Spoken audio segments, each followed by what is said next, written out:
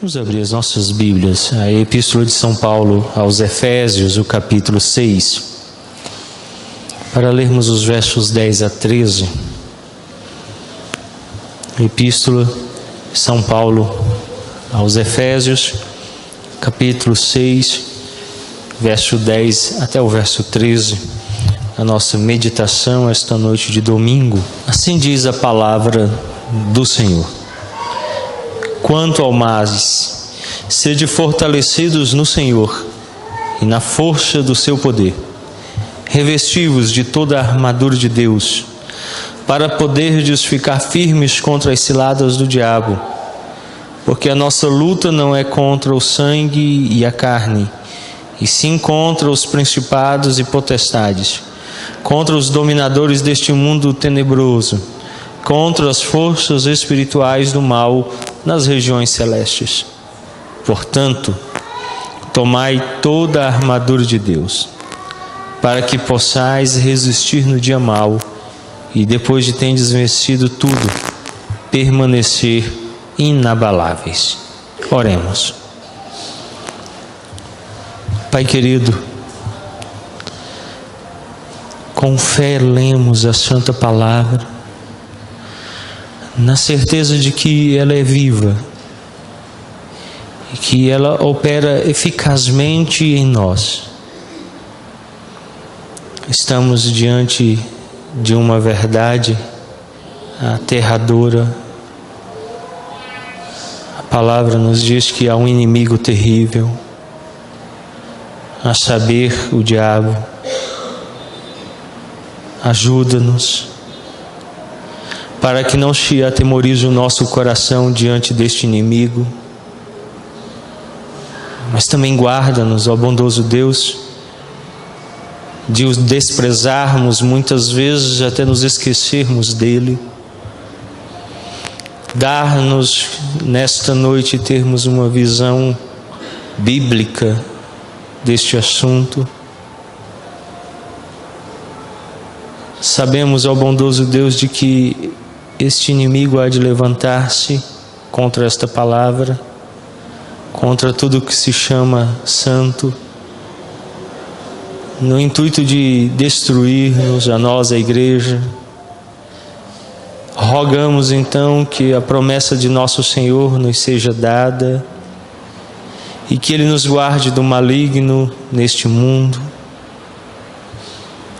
Ó bondoso Deus, tem misericórdia de nós, pois estamos sujeitos a intempéries muitas neste tempo presente. Guarda-nos, ó Pai, pelo Teu poder. Ajuda-nos a compreender as verdades espirituais, das quais estamos alheios, muitas vezes desprovidos de entendimento, cegos e surdos. Quebranta-nos o coração, abre-nos o entendimento, dá-nos, ó bondoso Deus, plena compreensão destas verdades, a fim de que em nós prevaleça a Tua palavra, reine o Teu Espírito e seja glorificado o nome de Cristo. É o que oramos em nome de Jesus Cristo. Amém. O livro do Peregrino, de John Bunyan, foi um dos primeiros livros que eu li no início da minha adolescência. E a versão que eu li, publicada em 1979, trazia essa famosa gravura que é apresentada de agora em diante nessa série, pequena série dentro dessa série em Efésios, que vai começar aí no capítulo 10 e vai até o final desta epístola. Primordialmente trataremos dos versos 10 a 13, depois iremos aprofundar a partir dos versos 14 em diante este tema. Mas à época eu lembro que ainda infante, chegando à adolescência, beirando os meus 12 anos de idade, quando pela primeira vez fui tomado em cativeiro pelas palavras literárias de John Bunyan, tão excelente escritor cristão, e me pus a fazer a caminhada junto com um cristão, o personagem que entra na aventura da vida cristã. Mas passei algumas noites de terror quando me deparei com a imagem do cristão em sua armadura, cercado por Belzebu, ou Satanás, Belial, o filho das trevas, e me apavorei. E o tema que vamos tratar nesta pequena série é a batalha cristã, Efésios 6, de 10 a 13, contra este terrível inimigo. Vivemos em uma época que é comum as igrejas do evangelicalismo atribuir tudo de ruim ao diabo. Isso é muito perigoso. Às vezes está se dando crédito a ele por obra que ele não está realizando. Uma onda chamada então batalha espiritual invadiu a igreja. Jargões, palavras de poder, gestos mágicos, orações de poder e etc. servem como armas contra este inimigo espiritual que muitas vezes é invocado em situações às quais ele não está envolvido. Em resposta a esse exagero, a igreja então blindou-se sobre esse assunto e até assumiu a posição da teologia liberal, da negativa da existência de Satanás. Ora, nós estamos no extremo de atribuir a ele toda a culpa, superestimando, colocando-o numa posição que ele não deve estar. E a igreja então, afastando-se deste polo, vai ao outro extremo, aonde ela nega a existência dele, e na teologia liberal ele não passa de um pseudo ser maligno. Ele não é real, e é simplesmente a projeção de realizações malignas do ser humano e perversas de um homem caído. Porém, as Escrituras dizem que ele existe e que ele se compõe em parte dos inimigos do povo de Deus. Como o mundo, o pecado, está também Satanás listado entre esses que são os inimigos do povo de Deus. O apóstolo Paulo introduz então a parte final da epístola com as palavras: quanto ao mais, sede fortalecidos no Senhor e na força do seu poder. Paulo começou a tratar da vida cristã na segunda parte da sua epístola. Esse é o desejo do apóstolo. E estas palavras então introduzem uma exposição que, começando nesse ponto, vai mais ou menos até o final dessa epístola aos Efésios. Quando ele começa na metade da epístola a falar sobre a aplicação da salvação que obtemos na eternidade em Cristo Jesus, as situações práticas do cotidiano, e ele nos chama então a vivermos isso, pela transformação do nosso ser, pela mudança, pela renovação do nosso eu interior. Depois ele aplica isso ao casamento, à masculinidade bíblica, à feminilidade bíblica, a criação de filhos, a paternidade, a maternidade, a relação senhor e escravos. Ele traz isso para a vivência diária. E então agora ele diz assim: quanto ao mais, não pensem que é só isso, meus irmãos, há muito mais, há algo que vocês precisam ainda compreender. E ele nos chama então a nos fortalecer no poder de Cristo. Uma pergunta então vem sendo respondida pelo apóstolo Paulo desde a metade da epístola, e a pergunta é: como se deve viver a vida cristã? O grande problema é que a vida cristã não pode ser reduzida àqueles exemplos que Paulo nos deu de como ser um homem bíblico, uma mulher bíblica, um pai, uma mãe bíblicos, filhos bíblicos, senhores bíblicos ou escravos bíblicos. Precisamos ir além de como viver a vida cristã. Quero lembrar-vos de que vocês terão que viver essa vida cristã num mundo em que há um tremendo poder trabalhando contra vocês. de que estarão envolvidos num terrível conflito com o diabo e todas as suas hostes. Meus irmãos, há um inimigo. Ele não é ficção. Ele não foi inventado para colocar medo em criancinhas. Mas ele também não deve ser temido a ponto de nos amedrontarmos e nos escondermos em nossas casas. Mas vocês devem entender que vocês estão envolvidos em uma batalha, em uma luta. A pergunta então é: como devo preparar-me para o combate? Como devo enfrentar este adversário, o diabo, Satanás, o acusador, a antiga serpente, o filho de Belial? De que maneira eu devo preparar-me para esta luta? Primeiro, saiba que existe um combate. Saiba que a vida cristã é uma luta, é um combate, é uma luta que temos que travar. Não há outra opção senão entender que você diariamente, ao tornar-se um cristão, está envolvido em um combate. Você deve de constante estar apto à luta.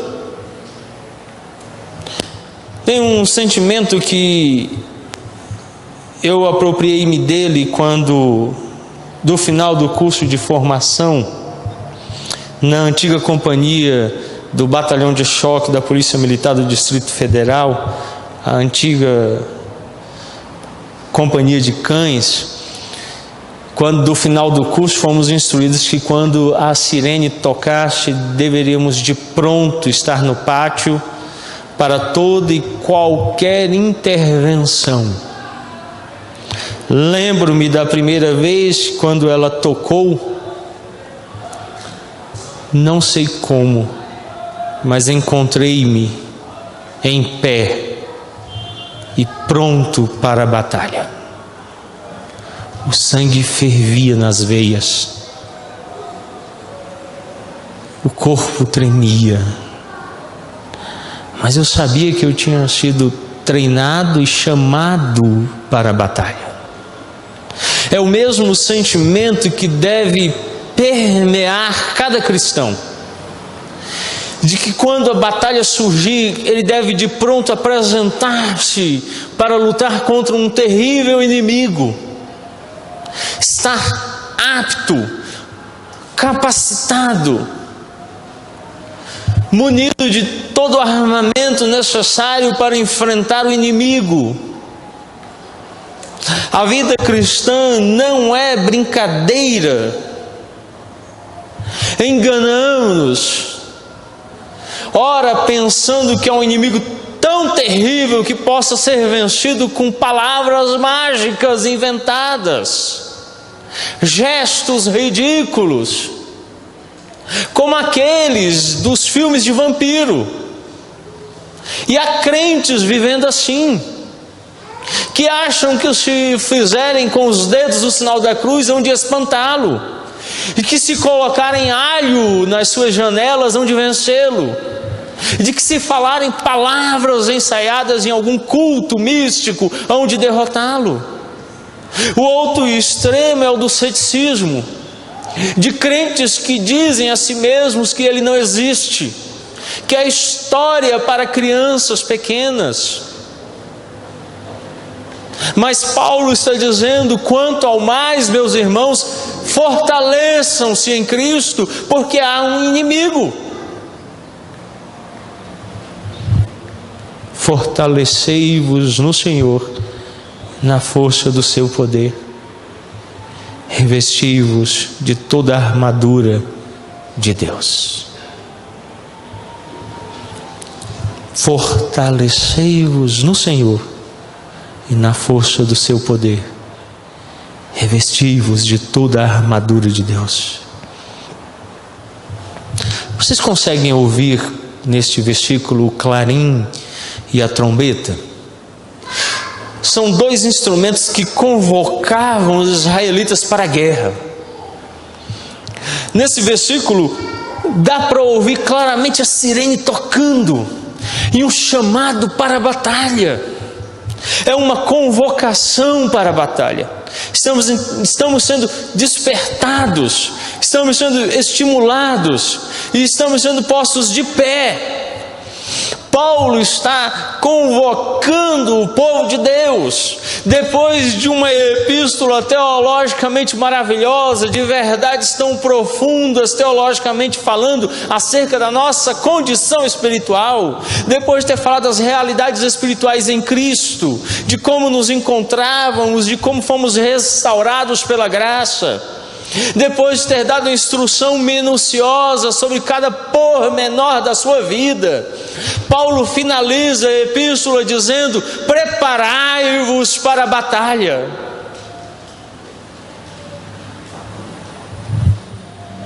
A igreja é um lugar para soldados que se alistaram e por isso não se envolvem com as coisas desta vida, mas estão preocupados em agradar ao seu Senhor.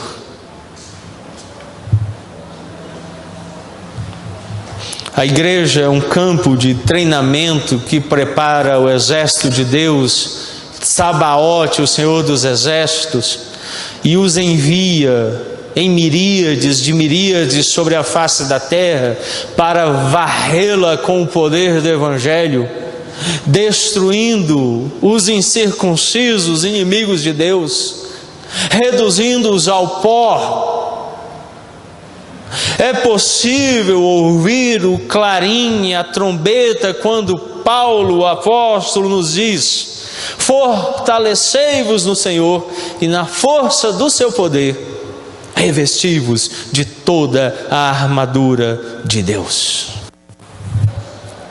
Calvino, comentando o termo finalmente no verso 10, diz: resumindo suas exortações gerais, ele, uma vez mais, os intima a que sejam fortes, que se armem de coragem e vigor, pois sempre existirá abundância de elementos negativos a debilitar-nos, e estamos sempre despreparados para os enfrentar. Comentário aos Efésios, João Calvino, página 357.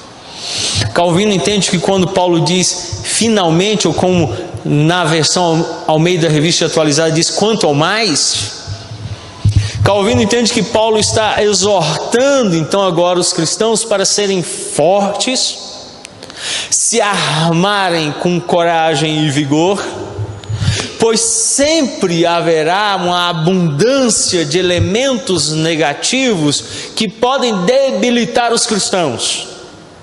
E ele diz então que sempre devemos estar preparados para enfrentarmos esses elementos. Não é fácil viver a vida cristã.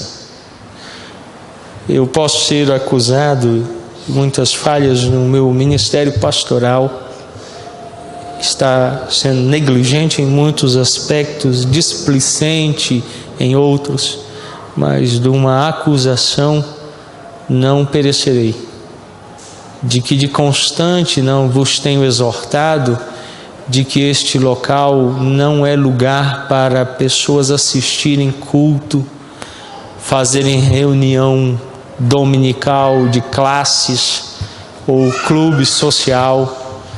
Se você não quer viver a vida cristã de forma séria, o meu convite de constante tem sido: vá para a sua casa, assistir televisão, confortavelmente no sofá, sobre cobertas. Você está com medo do frio?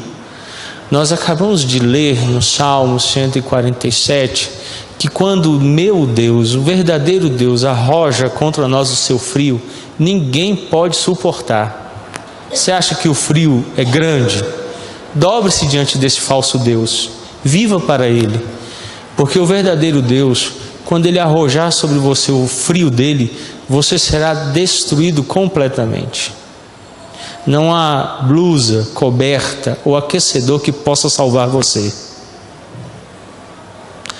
Se você não quer viver uma vida cristã séria, para de palhaçada, vai para casa.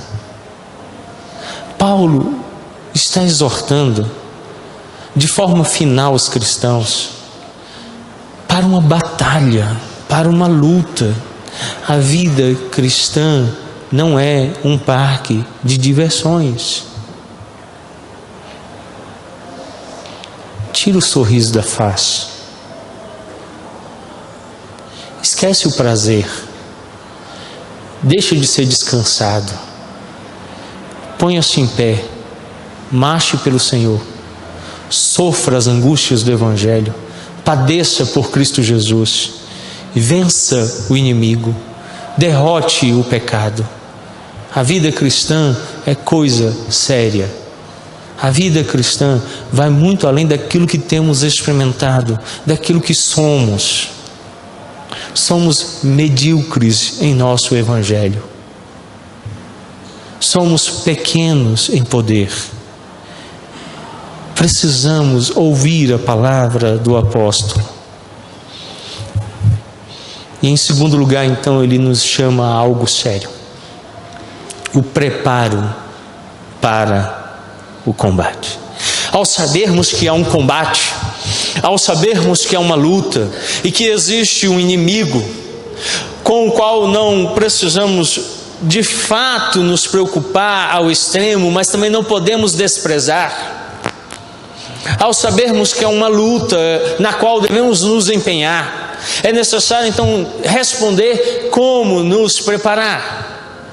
O verso 10 no grego diz: busquem sua fonte de poder no Senhor e na força do seu poder. Acompanhe comigo o verso 10 em língua portuguesa. Quanto ao mais, sede fortalecidos no Senhor e na força do seu poder. Ora, o que Paulo disse foi: busquem. Você deve buscar. Você deve ser fortalecidos. Enfraquece um pouco a ideia quando Paulo está ordenando: busque, busque, busque. Busque poder. Busquem sua fonte de poder no Senhor. Ora, Deus mesmo nos concedeu meios pelos quais podemos nos fortalecer. São chamados meios de graça. Dentre eles, a pregação do Evangelho. Não sejam meros ouvintes, mas praticantes da palavra, o que exorta o apóstolo São Tiago. Isso é difícil. É por isso que Deus tem nos dado tempo para ouvir a palavra na semana, aos sábados, aos domingos de manhã e à noite, porque Ele sabe que por meio da palavra somos fortalecidos. Ele tem nos concedido tempo de estudo bíblico. Na escola bíblica dominical, às terças-feiras, às quartas-feiras, aos sábados. Este sábado temos a oportunidade de ouvir um estudo que nos foi enviado pelo reverendo R.C. Sproul, que atendeu prontamente um pedido meu e nos enviou um estudo tão maravilhoso sobre um tema tão profundo da vida cristã, a resposta à filosofia. E como é triste saber que há cristãos que são formados, moldados pela filosofia secular. Quando eu procurei acerca deste tema, em uma resposta que ele me enviou, ele disse assim: reverendo, eu fico contente em saber que esta igreja no Brasil preocupa-se com o estudo das Escrituras para responder às vãs filosofias. Deus tem nos provido meios para nos capacitar. Você pode buscar sua fonte de poder no Senhor em oração, que é outro meio de graça. Por isso nos reunimos às quartas-feiras para orar. Por isso temos reunião de oração nas sociedades, nos ministérios, antes do culto dominical, porque Ele nos deu um meio para nos encher de poder e de graça. Ele nos proveu os sacramentos no batismo e na Santa Ceia. Nele somos fortalecidos, enriquecidos com promessas que Ele mesmo nos concedeu para sustentar a nossa fé, aumentá-la e fortalecê-la.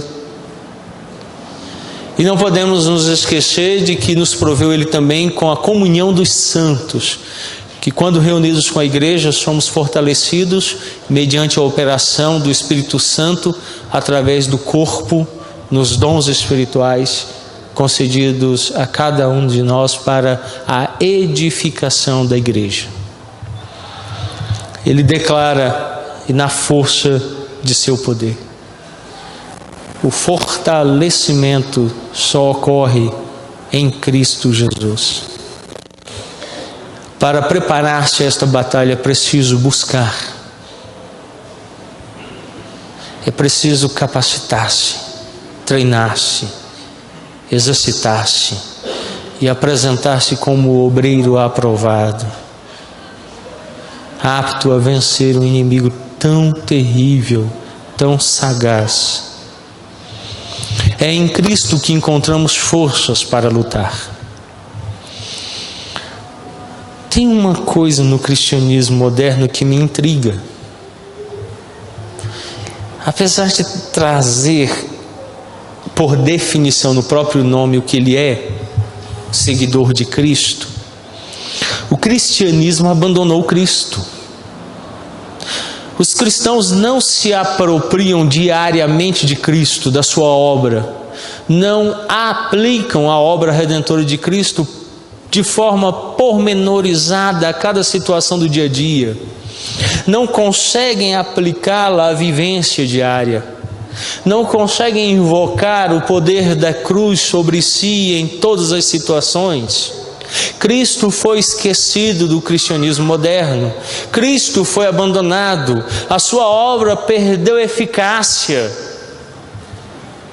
Ele simplesmente é um ponto de referência histórico passado. E nos acostumamos a dizer que há 2016 anos atrás Ele nasceu e morreu por nós. E nos esquecemos que é em Cristo que encontramos força para lutar. Em íntima comunhão com o Senhor podemos fazer tudo quanto nos é necessário fazer. Quando você se torna íntimo dele, quando você se assemelha a ele, quando você o conhece intimamente, é nesse ponto, é nesse momento que você se capacita a ser um verdadeiro e autêntico cristão. Por isso Paulo em Filipenses, o capítulo 4, verso 13 diz: eu posso todas as coisas naquele que me infunde força.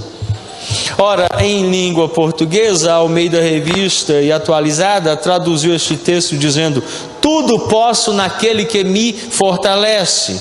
Mas Paulo está dizendo que eu posso todas as coisas em Cristo, naquele que infunde força em mim. Quando você recebe Cristo, quando você se apropria de Cristo, quando você o toma para si, força infundida em você. Por isso Paulo diz: fortalecei-vos. Como ele mesmo acaba de nos instruir anteriormente, dizendo: busquem sua fonte de poder no Senhor, na força do seu poder. Meus irmãos, a verdadeira batalha espiritual não é feita com jargões mágicos, com palavras ridículas ensaiadas em culto, nem com gestos. Ora, certa vez um grupo de pentecostais esteve à casa da minha mãe em uma reunião de oração à tarde, e eu fui convidado a estar orando com aqueles irmãos que deram as mãos, fizeram um círculo, como fazem as bruxas que praticam os métodos Wicca, e não há ordem na Bíblia para fazê-lo, orar de mãos dadas. São rituais que foram incorporados na igreja do paganismo. A pessoa que me antecedeu na oração, pulando e batendo os pés no chão, gritava que estava pisando a cabeça do diabo. Quando ela terminou de orar, então eu orei, e propositalmente orei em voz bem baixa para que se calassem todos, porque o apóstolo Paulo diz que quando um fala, os outros devem calar-se. Eu então orei dizendo assim: Senhor, como a minha irmã acaba de orar, eu peço que o diabo morda o calcanhar dela. E aí ela gritou: não, está amarrado. Eu falei: está desamarrado. Orar a primeira parte do versículo é bom, né? Mas se esquecem da segunda parte. Sim, ele feriu mortalmente o calcanhar de Cristo. E as pessoas querem sair por aí pisando a cabeça dele. Não é assim que funciona. Esqueçam-se dele e se aproximem de Cristo. Paulo diz que a melhor forma de vencer o diabo é encher-se do poder de Cristo.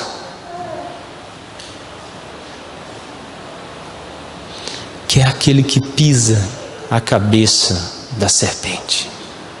Apesar de ter sido ferido por ela, ele venceu a morte. Ele é o Cristo ressurreto. É Ele que eu devo invocar. É a Ele que eu devo clamar.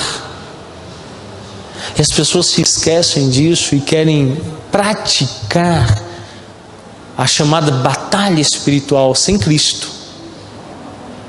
Encham-se dele. Ele é a fonte de poder. Ele é a força do nosso poder. Por isso, eu posso todas as coisas naquele que me infunde força. É Ele, o Senhor Jesus Cristo. Nos preparamos para a batalha em Cristo, na obra de Cristo. Você não pode ser vitorioso sem Cristo Jesus. A guerra deve ser travada tenazmente, pois o inimigo é nada mais, nada menos que o diabo. Mateus 4, 1, 5, 8 e 11, João 8, 44, 1 Pedro 5, 8 e Judas 9, Apocalipse 2, 10, 12, 9 e 20, o verso 2. Vamos fazer a leitura, começando pelo texto lá de Mateus 4, 1, 5, 8 e 11. Para nossa instrução, leiamos com fé o que nos diz o apóstolo São Mateus, capítulo 4 do seu Evangelho, verso 1, 5, 8 e 11, ele diz assim, 4, 1. A seguir foi Jesus levado pelo Espírito ao deserto para ser tentado pelo diabo, verso 5. Então o diabo o levou à cidade santa, colocou-o sobre o pináculo do templo. Agora o verso 8. Levou ainda o diabo a um monte muito alto, mostrou-lhe todos os reinos do mundo e a glória deles. Por fim, o verso 11. Com isto o deixou o diabo, e eis que vieram anjos e o serviram. Como vimos pela manhã, 1 Crônicas 21, diz-nos que o diabo, Satanás, incitou Davi a pecar contra o Senhor. Também é-nos conhecido o fato de que lá em Gênesis, no capítulo 3, o próprio Satanás, na figura da serpente, tentou a Eva e a Adão. Abra sua Bíblia em o Evangelho de São João, capítulo 8, verso 44. A fim de que conheçamos o nosso inimigo. João 8, 44. Vós sois do diabo, que é vosso pai. Vós sois do diabo, que é vosso pai, e quereis satisfazer-lhe os desejos. Ele foi homicida desde o princípio e jamais se firmou na verdade, porque nele não há verdade. Quando ele profere mentira, fala do que lhe é próprio, porque é mentiroso e pai da mentira. Primeira Epístola de São Pedro, capítulo 5, o verso 8. 1 Pedro, capítulo 5, verso 8. Sede sóbrios e vigilantes, o diabo, vosso adversário, anda em derredor, como o leão que ruge, procurando alguém para devorar. Por fim, a epístola de São João, chamada Apocalipse, capítulo 2, o verso 10. Apocalipse de São João, capítulo 2, verso 10. Não temas as coisas que tens de sofrer. Eis que o diabo está para lançar em prisão alguns de vós, para serdes postos à prova, e tereis tribulação de 10 dias. Sê fiel até a morte, e dar-te-ei a coroa da vida. Ainda Apocalipse de São João, capítulo 12, o verso 9.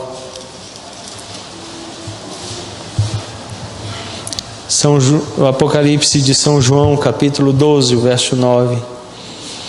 E foi expulso o grande dragão, a antiga serpente, que se chama Diabo e Satanás, o sedutor de todo mundo. Sim, foi atirado para a terra, e com ele os seus anjos. Ainda Apocalipse de São João, capítulo 20, o verso 2. Apocalipse, capítulo 20, o verso 2. Ele segurou o dragão, a antiga serpente, que é o diabo, Satanás, e o prendeu por 1000 anos. A guerra que travamos é contra este inimigo. Não duvide, ele é terrível. E ele tem agido contra o povo de Deus. Alguns dos ardis manhosos e estratagemas malignos são: primeiro, confundir a mentira com a verdade. Primeiro livro da lei de Moisés, chamado Gênesis, o capítulo 3, os versos 4 a 5 e depois o verso 22. Primeiro livro da lei de Moisés, chamado Gênesis, capítulo 3, versos 4 e 5, depois o verso 22. Então a serpente disse à mulher: é certo que não morrereis, porque Deus sabe que no dia em que dele comerdes se vos abrirão os olhos, e como Deus sereis conhecedores do bem e do mal. Verso 22. Então disse o Senhor Deus: eis que o homem se tornou um de nós, conhecedor do bem e do mal. Assim que não estenda a mão e tome da árvore da vida e coma e viva eternamente. Nós vemos aqui que o homem, ouvindo a serpente, fez aquilo que Deus ordenou que ele não fizesse. Ele deturpa a palavra de Deus. Deus disse: não coma. Mas o diabo vem e diz: não foi assim que disse. E então o homem ouve e aceita a mentira de Satanás como sendo a verdade de Deus. Satanás também usa como um ardil manhoso e um estratagema maligno citar erroneamente as Escrituras. Evangelho de São Mateus, capítulo 4, verso 6. Evangelho de São Mateus, capítulo 4, verso 6. E lhe disse: se és filho de Deus, atira-te abaixo, porque está escrito: aos seus anjos ordenará a teu respeito que te guardem, e eles te sustentarão nas suas mãos, para não tropeçares em alguma pedra. Satanás também usa erroneamente as Escrituras, citando-a de forma a dar brecha àquilo que Deus não está dizendo. Ao que então Jesus lhe respondeu, verso 7, também está escrito: não tentarás teu Deus. Outra característica do diabo é disfarçar-se em anjo de luz, segundo aos Coríntios, o capítulo 11, o verso 14. Segunda Epístola de São Paulo aos Coríntios, capítulo 11, o verso 14. E não é de admirar, porque o próprio Satanás se transforma em anjo de luz. Outro estratagema, outro ardil manhoso dele é disfarçar-se de anjo de luz. Outra característica dele é induzir seus ministros a fazerem o mesmo, aparentando ser apóstolos de Cristo. 2 Coríntios 11, 13. Porque os tais são falsos apóstolos, obreiros fraudulentos, transformando-se em apóstolos de Cristo.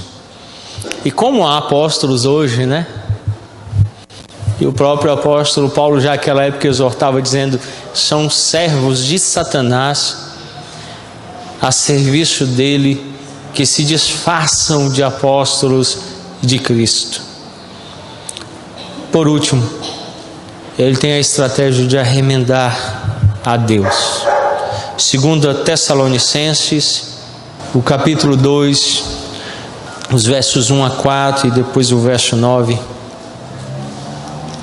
2 Tessalonicenses, a epístola de São Paulo escreveu a Tessalônica, o capítulo 2, o verso 1 a 4 e depois o verso 9. Irmãos, no que diz respeito à vinda do Senhor Jesus Cristo e a nossa reunião com Ele, nós vos exortamos a que não vos demovais da vossa mente com facilidade, nem vos perturbeis, quer por espírito, quer por palavra, quer por epístola, como se procedesse de nós, supondo tenha chegado o dia do Senhor. Ninguém de nenhum modo vos engane, porque isso não acontecerá sem que primeiro venha a apostasia e seja revelado o homem da iniquidade, o filho da perdição, o qual se opõe e se levanta contra tudo que se chama Deus ou é objeto de culto, a ponto de assentar-se no santuário de Deus, ostentando-se como se fosse o próprio Deus. Verso 9. Ora, o aparecimento do iníquo é segundo a eficácia de Satanás, com todo poder, sinais e prodígios da mentira. Paulo diz que Satanás chega ao ponto de sentar-se no trono de Deus. Ele fica brincando que é Deus. O próprio apóstolo diz que ele age com todo poder, sinais e prodígios mentirosos. Ele gosta de imitar Deus. Esse é o nosso inimigo. Ardiloso, sagaz como uma serpente, mentiroso porque ele é próprio desde o princípio. É o pai da mentira. Ele engana, ele ludibria a todos os homens. Por isso Paulo diz: busquem poder na fonte, que é Cristo, para lutar, para vencer este inimigo que é terrível. Calvino, novamente comentando este texto, diz: porque nossa luta, para impressioná-los ainda mais profundamente com o perigo que tem de enfrentar, ele realça a natureza do inimigo, o que ilustra fazendo uso de uma afirmação comparativa. Não é contra a carne e o sangue. Sua intenção é fazer-nos sentir que nossas dificuldades são muito maiores do que se tivéssemos que lutar contra homens. O que Paulo faz aqui, diz Calvino, é uma comparação. Para Calvino, Paulo está dizendo: o inimigo de vocês é bem maior do que se você tivesse que lutar contra todos os homes. Preparem-se, se capacitem, fortaleçam-se, revistam-se com poder, vistam a armadura, porque Ele é muito maior do que todos os homens. Cuidado, Ele é um inimigo terrível. E veremos brevemente de que se compõe essa armadura e como apropriar-se de cada uma das partes da armadura e usá-la contra este inimigo. O armamento requer treinamento para nos capacitar a responder ofensiva e defensivamente este inimigo terrível, que, como vimos há pouco, é cheio de ardis manhosos e estratagemas malignos contra o povo de Deus. O apóstolo então nos exorta dizendo: quanto ao mais, sede fortalecidos no Senhor, na força do seu poder, revesti-vos de toda a armadura de Deus, para poderdes ficar firmes contra as ciladas do diabo. Porque a nossa luta não é contra o sangue e a carne, e sim contra os principados e potestades, contra os dominadores deste mundo tenebroso, contra as forças espirituais do mal nas regiões celestes. Portanto, tomai toda a armadura de Deus, para que possais resistir no dia mau, e depois de terdes vencido tudo, permanecer inabaláveis. Como ministro da palavra e do sacramento, eu quero invocar duas verdades finais nesta noite. A primeira encontra-se no verso 11, onde o apóstolo Paulo diz: contra as ciladas do diabo. E a segunda encontra-se no verso 13, quando ele diz: no dia mau. Quero dizer para você que ainda esta noite, possivelmente nos minutos que se seguirão ao final desta reunião, ciladas muitas estarão armadas contra você, pelo inimigo do povo de Deus. E dias maus virão. A pergunta que eu quero deixar para você é: você está firme contra as ciladas? Você está capacitado a resistir no dia mau?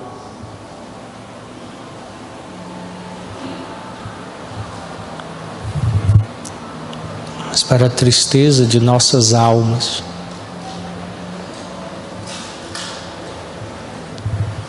eu digo que muitos já foram tomados em ciladas, em armadilhas,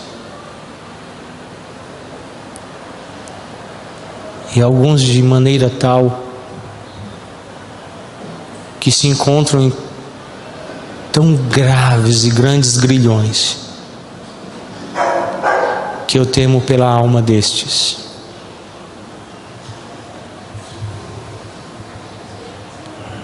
Há alguns dentre nós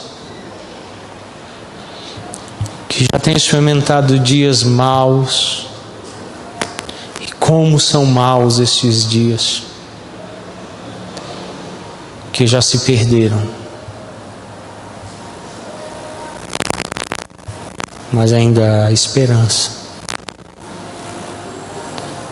Se você ouviu o clarim e a trombeta esta noite, o chamado para a batalha, eu não estou chamando você para um ato de exorcismo, precisa ter cabeça virando, vômito, gente subindo pelas paredes. Mas eu estou convocando você para uma batalha direta e imediata contra o diabo, nos minutos que hão de se seguir a esta reunião, porque ele está aí, e vem de rodear a terra, e está acusando o povo de Deus. E como um leão ao nosso derredor, ele quer nos devorar. Se você crê nisso, eu convido você a ir à batalha imediatamente, revestido pelo poder do Evangelho e da graça de Deus, para permanecer firme e resistir às ciladas e aos dias maus que nos são impostos por esse terrível inimigo, o diabo, Satanás, o acusador do povo de Deus. Curva sua fronte, vamos orar, vamos falar com Deus. Bondoso Deus, cremos na existência de um inimigo terrível, porque a Bíblia nos diz isso. Ele chama-se Diabo, Satanás. Ora, nos ensinou o arcanjo Miguel que contra ele não devemos proferir juízo infamatório, mas antes devemos dizer que o Senhor te repreenda.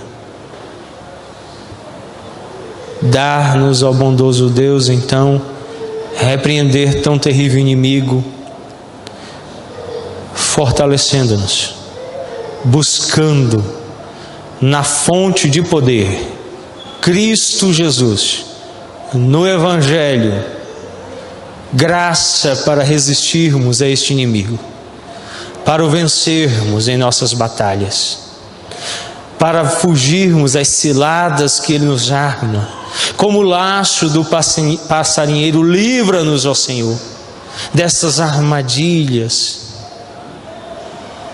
Guarda-nos, ó bondoso Deus, quando nos aproximarmos do dia mau, para não sucumbirmos nas trevas, para que no vale da sombra da morte tenhamos plena certeza de que o nosso pastor é conosco.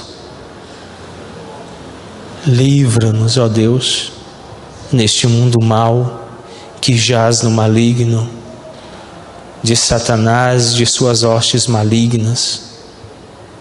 Guarda-nos, ó Pai, guarda as nossas almas, guarda as nossas vidas. Se há entre nós quem esteja cativo de tão terrível inimigo, liberta pelo poder de Cristo. Que no Evangelho estas pessoas encontrem libertação. Que crendo no Senhor Jesus Cristo, sejam plenamente libertas daquele que outrora foi nosso Pai, porque pertencíamos a Ele e queríamos satisfazer-lhes os desejos. Liberta-nos, ó Deus, dá-nos esta graça, sustenta-nos, é o que rogamos, em o nome de Cristo Jesus. Amém.